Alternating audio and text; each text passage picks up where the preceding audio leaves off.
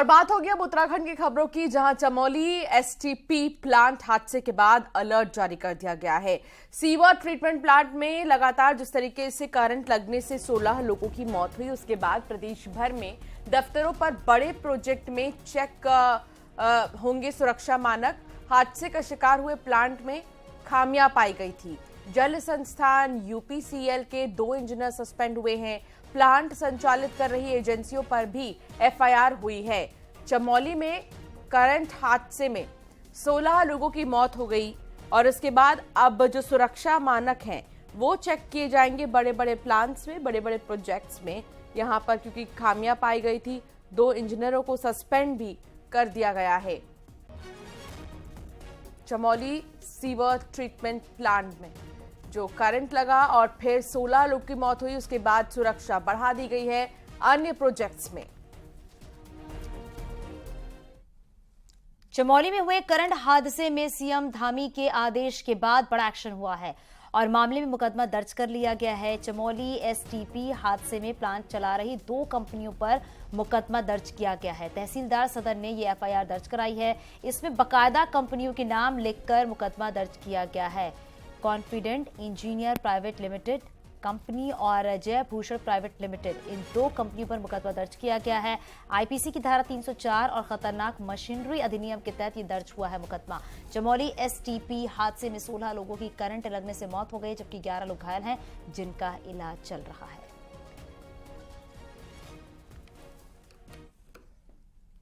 चमोली हादसे पर सरकारी स्तर पर भी एक्शन शुरू हो गया है। 2 इंजीनियरों को सस्पेंड किया गया है। चमोली हादसे के बाद जल संस्थान के एडिशनल असिस्टेंट इंजीनियर को सस्पेंड किया गया है। हरदेव लाल को इस मामले में सस्पेंड किया गया। वहीं यूपीसीएल के प्रभारी अवर इंजीनियर कुंदन सिंह रावत को भी सस्पेंड किया गया है। प्राइमरी जांच में दोनों ही अधिकारी दोषी पाए गए हैं। सीएम धामी के आदेश पर यह कार्रवाई हुई है और सीजीएस नीलिमा गर्ग ने इसका आदेश जारी किया है।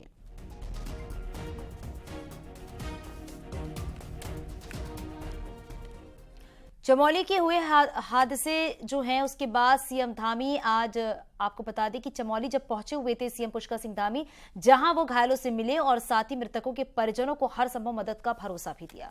इस दौरान मुख्यमंत्री सीएम धामी भावुक भी हो गए। देखिए रिपोर्ट।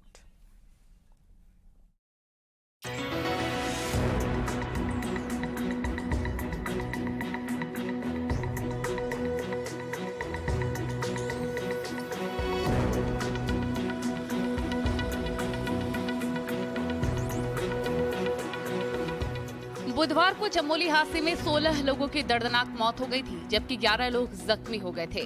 चमोली हादसे से बेहद दुखी सीएम पुष्कर सिंह धामी गुरुवार को सुबह चमोली पहुंचे। सीएम धामी ने दिवंगत लोगों की आत्मा की शांति की कामना की, साथ ही घायलों के जल्द स्वस्थ लाभ की भी कामना की। मृतकों के परिजनों से सीएम पुष्कर सिंह धामी खुद मिलने पहुंचे और इस दौरान सीएम धामी काफी भावुक भी नजर आए। उन्होंने शोकाकुल परिजनों को सांत्वना दी और हर संभव मदद का आश्वासन भी दिया। इस हादसे में होमगार्ड के 3 जवानों की भी मौत हो गई थी, जिनको श्रद्धांजलि देने के लिए भी सीएम धामी पुलिस मैदान गोपेश्वर पहुंचे और उनके पार्थिव शरीर पर पुष्प चक्र अर्पित किए और नम आंखों से श्रद्धांजलि दी।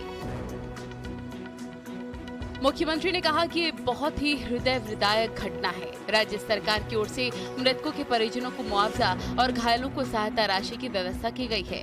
इसके साथ ही सीएम धामी ने सख्त लहजे में कहा कि हादसे की गहन जांच की जाएगी और दोषी पर सख्त कार्रवाई की जाएगी। बड़ी दुखद घटना है।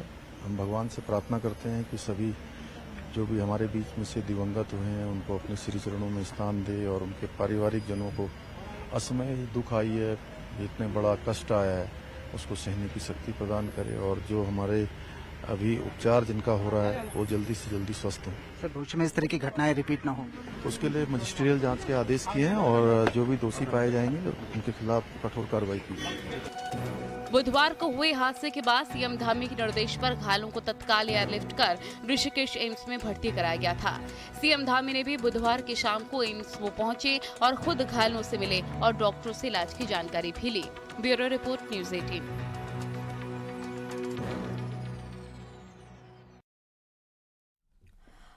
और चमोली से सहयोगी सुनील और प्रभात हमारे साथ जुड़ गए हैं। सुनील, जरा बताइए अभी क्या अपडेट है आपके पास, वहां पर क्या स्थिति देखने को मिल रही है? हालांकि इस पूरे मामले में जांच की जा रही है। देखिए, जो एसटीपी प्लांट है, अब इस पर विभिन्न जो टेक्निकल एजेंसियां हैं, चाहे वो यूपीसीएल हो या फिर विद्युत सुरक्षा डिपार्टमेंट हो या फिर जल संस्थान हो, सभी के अपने अपने एक्सपर्ट्स यहां पर पहुंचे हैं और वो लगातार जो एसटीपी प्लांट है वहां पर इस बात की जांच चल रही है कि आखिर वो खामी कहां पर थी जिसके चलते शॉर्ट सर्किट हुआ और इतना बड़ा हादसा हो गया।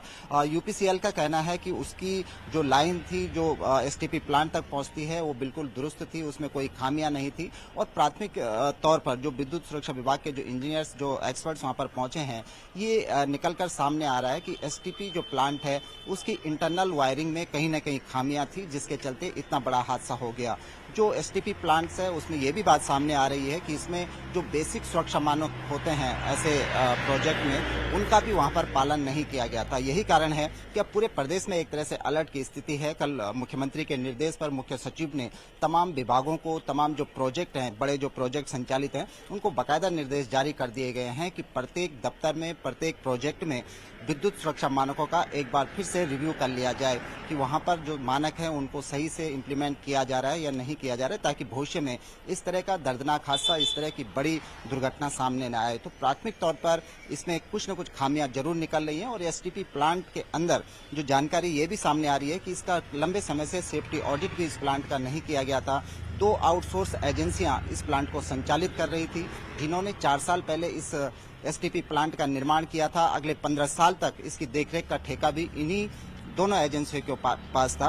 और प्रदेश में करीब 5 दर्जन से अधिक ऐसे एसटीपी प्लांट हैं जो यहाँ पर संचालित होते हैं और वो इसी तरह आउटसोर्स एजेंसियों की तरह एजेंसियों के संचालित हो रहे हैं। यदि अन्य एसटीपी प्लांट में भी इसी तरह खामियां पाई गई, सुरक्षा मानकों का वहां पर पालन नहीं किया गया, तो आप लगा सकते हैं कि आप कितने बड़े खतरे से खेल रहे हैं। इसीलिए एक अलर्ट, एक निर्देश भी जारी किए गए हैं कि अब तमाम विभागों में, तमाम प्रोजेक्ट्स में जो भी एसटीपी प्लांट है वहां पर एक बार विद्युत सुरक्षा मानकों को रिव्यू कर लिया जाए। जी, बहुत शुक्रिया सुनील, नव प्रभात, तमाम जानकारी साझा करने के लिए। मुख्यमंत्री पुष्कर सिंह धामी आज हरिद्वार पहुंचेंगे और बाढ़ प्रभावित क्षेत्रों के राहत बचाव कार्यों की समीक्षा बैठक करेंगे। डाम कोठी के अधिकारियों के साथ मीटिंग करेंगे। 11 बजे हरिद्वार पहुंचेंगे सीएम। हरिद्वार जिले के लक्सर खानपुर में आई थी बाढ़, कई गांव बाढ़ की चपेट में आ गए थे, लोगों को भारी नुकसान हुआ था, जिसके बाद अब ये मुलाकात होगी अधिकारियों के साथ और सुरक्षा को लेकर जानकारी भी लेंगे। पुलकित शुक्ला हमारे संवाददाता हरिद्वार से हमारे साथ जुड़ गए हैं। पुलकित, हरिद्वार पहुंचेंगे पुष्कर सिंह धामी और यहां पर अधिकारियों के साथ वो बैठेंगे, समीक्षा बैठक होगी। किन चीजों पर सबसे ज्यादा फोकस होगा आज? देखिए, हरिद्वार जिले में लक्सर और खानपुर क्षेत्र में 11 और 13 जुलाई की जो तेज बारिश हुई थी, उसके बाद वहां पर बाढ़ की स्थिति बन गई थी और कई जगह पर वहां पर जो है पानी भर गया था, खेतों में, गांव में, यहां तक कि लक्सर टाउन के जो मेन बाजार है वहां पर भी जो है बाढ़ से बहुत ज्यादा बुरी स्थिति हो गई थी। तो उस वक्त भी मुख्यमंत्री पुष्कर सिंह धामी खुद 13 जुलाई को हवाई दौरे करते हुए जो है लक्सर पहुंचे थे और स्थलीय निरीक्षण भी उन्होंने किया था, बाढ़ प्रभावित लोगों से बातचीत की थी। तो इस पूरे मामले पर ये जो बाढ़ का जो मामला है उससे पूरी तरह से जो है मुख्यमंत्री शुरू ही अपनी नजर बनाए हुए हैं। आज मुख्यमंत्री हरिद्वार पहुंचेंगे, 11 बजे मुख्यमंत्री हरिद्वार पहुंचेंगे और जो डाम कोठी है राज्य अतिथि गृह, वहां पर जिला प्रशासन के अधिकारियों और अन्य अधिकारियों के साथ जो है बाढ़ के जो क्या राहत बचाव कार्य हुए हैं, जो मुआवजा लोगों को दिया जाना है, किस तरह से उनको राहत दी गई है, उसकी क्या रिपोर्ट है, उसकी क्या जो है प्रोग्रेस है, इसको लेकर मुख्यमंत्री मीटिंग करेंगे। 11 बजे हरिद्वार पहुंचकर मीटिंग शुरू होगी। काफी लंबी ये मीटिंग चल सकती है और अधिकारियों को जरूरी दिशा निर्देश दिए जाएंगे कि जो लोगों को जो राहत बचाव कार्य है उसमें किसी भी तरह की कोई कोताही न बरती जाए, किसी भी तरह की कमी न रह जाए, क्योंकि जो ऐसा पिछले कई सालों में ऐसा नहीं हुआ है। ये बहुत बड़ी जो बाढ़ है लक्सर और खानपुर क्षेत्र में आई है और इससे कई हजार जो परिवार है वो इससे प्रभावित हुए हैं और अभी तक की भी अगर बात करें तो पानी जरूर जो है कम हो गया है और शहरी क्षेत्र से और ग्रामीण क्षेत्रों से पानी जरूर कम हो गया, लेकिन जनजीवन अभी तक पूरी तरह से सामान्य वहां पर नहीं हुआ है और लोगों के अलावा जो मवेशी हैं वो भी इसकी भारी मात्रा में जो है इसकी चपेट पर आए हैं। तो इसी स्थिति को लेकर जो है मुख्यमंत्री आज हरिद्वार पहुंचेंगे, समीक्षा बैठक यहां पर होगी और किस तरह से जो बाढ़ प्रभावित क्षेत्र है उनमें लोगों को ज्यादा से ज्यादा राहत दी जाए, उनको जो उनके नुकसान की जो भरपाई है वो ज्यादा से ज्यादा की जाए। इन बिंदुओं को लेकर मुख्यमंत्री अधिकारियों के साथ मीटिंग आज करने वाले हैं। ठीक है, शुक्रिया इस पूरी जानकारी के लिए। नैनीताल मेट्रोपॉल में जिला प्रशासन ने कार्रवाई तेज कर दी है। अतिक्रमणकारियों को यहां पर जो समय दिया गया था वो फिलहाल खत्म हो गया है, तो अब अवैध मकानों पर बुलडोजर चलाने की तैयारी है। प्रशासन ने इसके लिए फोर्स को नैनीताल बुला लिया है। वहीं 134 मकानों का ध्वस्तीकरण होना है। हालांकि अतिक्रमणकारियों ने हाईकोर्ट की शरण ली है और इस मामले में सुनवाई भी होनी है। वहीं प्रशासन आज कोर्ट के आदेश का इंतजार कर रहा है, जिसके बाद आपको बताते चले कि अतिक्रमण जो है वो यहां से हटाया जाएगा। वहीं नैनीताल के मेट्रोपोल इलाके में धारा 144 लागू कर दी गई और यातायात के लिए इस क्षेत्र में जीरो आपको बता दें कि जोन बना दिया गया है। नैनीताल से सहयोगी वीरेंद्र हमारे साथ जुड़ गए हैं। वीरेंद्र, जरा बताइए, क्योंकि अब तो मकानों को चिन्हित कर लिया गया है और अब यह है कि ध्वस्तीकरण की कार्रवाई होगी, लेकिन कोर्ट के आदेश का इंतजार भी किया जा रहा है। वाकई अगर देखा जाए तो 134 कुल मकान हैं और जो उनको डेडलाइन दी गई थी अतिक्रमणकारियों को वो कल शाम पूरी हो गई है। इसके अलावा आज उत्तराखंड हाईकोर्ट में एक मामला भी लगा है। अतिक्रमणकारियों की ओर से हाईकोर्ट में ये दाखिल किया गया है। उनका साफ तौर पर यह कहना है कि जो राजा था महमूदाबाद, उसके वो किराएदार हैं और उसके वहां वो काम करते रहे हैं, चाहे वो हेल्पिंग हैंड के तौर पे हों या नाई धोबी या तमाम जो लोग हैं। तो आज का जो कोर्ट का निर्णय है वो भी अहम रहेगा, क्योंकि कल शनिवार है, उसके बाद संडे है। तो कल से जो प्रशासन है वो अपनी कार्रवाई को वहां पर अमल लाएगा और कल सुबह 6 बजे से ये प्लानिंग है कि जो अतिक्रमण है वहां पर उसको तोड़ा जाए। जिस तरह से प्रशासन ने 24 तारीख को उनको बेदखली का नोटिस दिया था, उसके बाद ये कहा गया था कि आप स्वतः ही 15 दिन के भीतर अपना जो मकान है वो खाली कर दें। हालांकि कुछ अतिक्रमणकारी वहां से अब छोड़ने लगे हैं और रात में कई लोगों ने वहां से दूसरी जगह शरण ली है। प्रशासन ने पुलिस की व्यवस्था पूरी कर दी है। धारा 144 वहां पर लगा दी गई है और इसके अलावा उस पूरे इलाके में जो यातायात का प्लान है वो बिल्कुल जीरो कर दिया है। वहां पर आवाजाही किसी भी तरीके की बंद रहेगी और जो भीड़ है या मॉब अगर आता है तो उसके लिए जो फोर्स है, लेकिन नैनीताल में बहुत से ऐसे परिवार हैं जिन्होंने अपनी मेहनत से पूरा घर खड़ा किया है। उन घरों का क्या होगा और उनकी मेहनत की कमाई का क्या होगा? क्या इसके लिए सरकार कुछ सोच रही है? देखिए, सरकार की ओर से अभी ध्वस्तीकरण का ही आदेश हुआ है और जो ये पूरा इलाका है ये भारत सरकार की जमीन है और शत्रु संपत्ति इसे कहा गया है, क्योंकि जिस तरह से जो राजा महमूदाबाद था वो पाकिस्तान चला गया था, उसके बाद जो उसकी जमीन थी वो यहाँ पर ही रह गई थी और राजा महमूदाबाद ने पाकिस्तान की शरण ले ली थी। उसके बाद जब राजा महमूदाबाद की पाकिस्तान में मौत हो गई थी तो उसके बेटे ने और उसकी बीवी ने ये दावा किया था कि ये जमीन हमको दी जाए। हालांकि सीतापुर जो रियासत है वहां पर ये कहा गया था कोर्ट ने कि उनको 25% संपत्ति पर अधिकार दिया जा सकता है। हालांकि उसके बाद वो जब मुंबई हाईकोर्ट गए तो मुंबई हाईकोर्ट में साफ तौर पर उनके हक में फैसला दिया और पूरी संपत्ति पर उनको अधिकार दे दिया गया। सरकार सुप्रीम कोर्ट गई, सुप्रीम कोर्ट जाने के बाद एक निर्णय आना था, लेकिन सरकार एक अध्यादेश लेके आएगी और जो भी पाकिस्तान वॉर या चाइना वॉर के दौरान जो लोग दूसरे देश में शामिल थे, जो लोग जिनकी संपत्तियां यहाँ थी, भारत सरकार ने उसको शत्रु संपत्ति मान लिया और अपने अधीन कर लिया। हालांकि अभी तक सुप्रीम कोर्ट में भी इस मामला पेंडिंग है और वहां पर जो निर्णय आएगा ये संपत्ति भारत सरकार की होगी या जो राजा महमूदाबाद हैं उनके परिजनों की होगी, इस पर एक लंबा डिसीजन आएगा। लेकिन जो ये मकान है ये भारत सरकार अपनी जमीन पर मानकर इन पर कार्रवाई कर रही है और सुप्रीम कोर्ट ने एक पहले आदेश दिया था, उसमें साफ तौर पर यह कहा था कि आप 8 हफ्ते के भीतर इन स्थानों पर जो शत्रु संपत्ति की जमीन है वहां से जो चाहे वो सरकारी कार्यालय हो चाहे वो किसी के घर हो, उनको 8 हफ्ते के भीतर हटाएं, वरना कोर्ट ऑफ कंटेम्प्ट का भी केस बनेगा। हालांकि जो अतिक्रमणकारी हैं उन्होंने ये प्रेयर लिया है कोर्ट में कि उन्होंने ये कहा है कि हम जो राजा थे उनके किराएदार हैं और उन लिहाजा उनको वहां पर रहने दिया जाए जब तक सुप्रीम कोर्ट के आदेश सुप्रीम कोर्ट का जो नया फैसला है वो नहीं आ जाता। इसके अलावा राज्य सरकार ये कहती रही है कि जो ये पूरा क्षेत्र है उसको उन्होंने बहुत शुक्रिया वीरेंद्र मिश्र जानकारी साझा करने के लिए।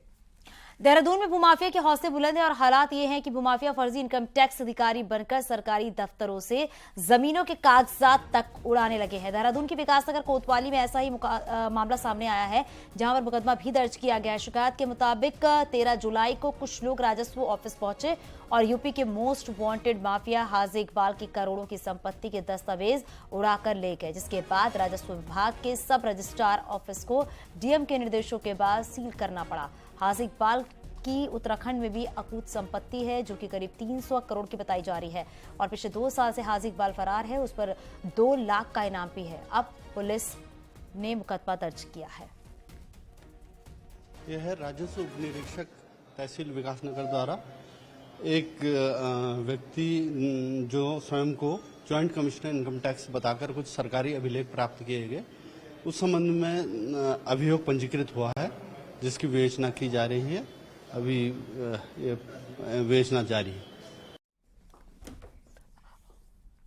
खबर देहरादून से, यहां चक्राता के कोटी कनासर रेंज में देवदार के कई पेड़ों को अवैध तरीके से काटने के मामले में बीट अधिकारी भगत राणा को चक्राता के डीएफओ ने सस्पेंड कर दिया है।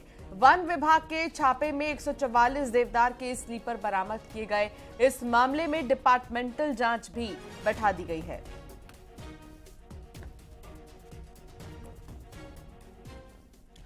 पिथौरागढ़ चारों तरफ से कई नदियों से घिरा हुआ है। ये नदियां कई मायनों में खास है। बावजूद इसके नदियों के जरिए पर्यटन को बढ़ाने की कवायद अभी तक शुरू नहीं हो पाई थी, लेकिन अब इन्हीं नदियों में एंगल्स के जरिए ही जहां युवाओं को रोजगार देने की कोशिश हो रही है।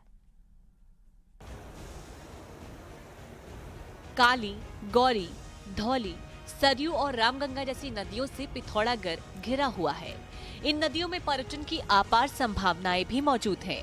ये नदियां इसलिए भी खास है क्योंकि इनका उद्गम हिमालय है। हिमालय से निकलने वाली इन नदियों में विशेष जैव विविधता भी मौजूद है।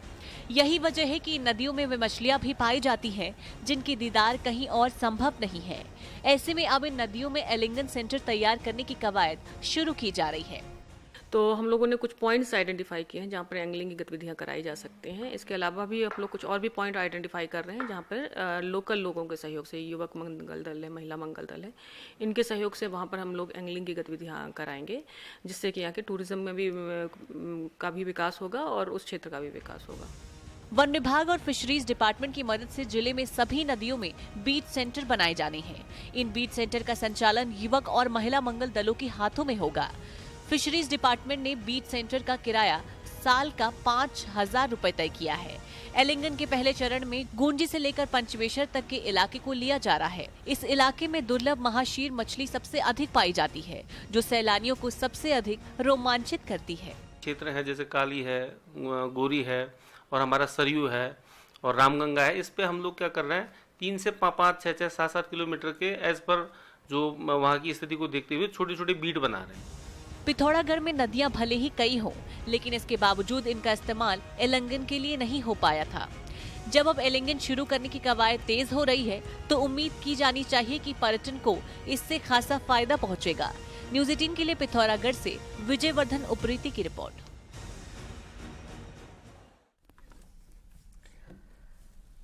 उत्तरकाशी में यमुनोत्री हाईवे पर फिर खतरा मंडराने लगा है। डाबरकोट में फिर से रुक रुक कर पहाड़ से पत्थर गिरने शुरू हो गए हैं, जिससे मार्ग खुलने और बंद होने का सिलसिला चल रहा है। पहाड़ी से पत्थर गिरने की तस्वीरें भी सामने आ गई हैं। आपको बता दें कि यमुनोत्री हाईवे आज सुबह रानी चट्टी डाबरकोट झरझरगढ़ के पास बंद था, जिसे लगभग 6 घंटे बाद पीडब्ल्यूडी ने खोला था, लेकिन डाबरकोट के पास फिर से पत्थर गिरने से यात्रियों की मुसीबतें बढ़ गई हैं।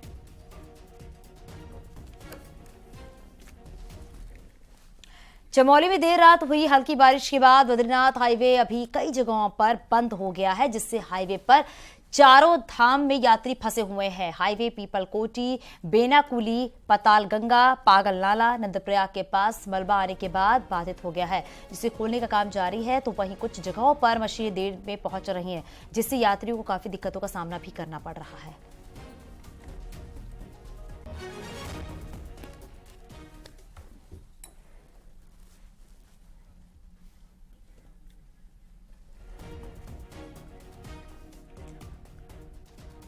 मॉनसून की बरसात के बाद हेमकुंड साहिब में इन दिनों रौनक छाई हुई है। चारों तरफ रंग बिरंगे फूल खिले हुए हैं। पवित्र झील में जो बर्फ जमी हुई थी वो भी पिघल गई है और बारिश के बाद हेमकुंड साहिब पवित्र झील भी श्रद्धालु के मन को मोह रही है। गुरुद्वारा कमेटी के द्वारा सभी को हेमकुंड साहिब यात्रा के लिए प्रेरित किया जा रहा है। हेमकुंड साहिब पैदल मार्ग बारिश के बाद भी सुरक्षित है और यहाँ आसानी से यात्रा की जा सकती है।